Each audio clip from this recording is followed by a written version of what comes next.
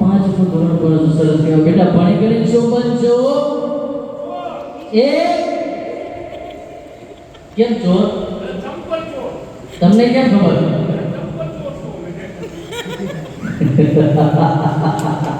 ના બેટા ભણી ગણી હોશિયાર નહીં બનવાનું, અમારે જેવું નહીં બનવાનું.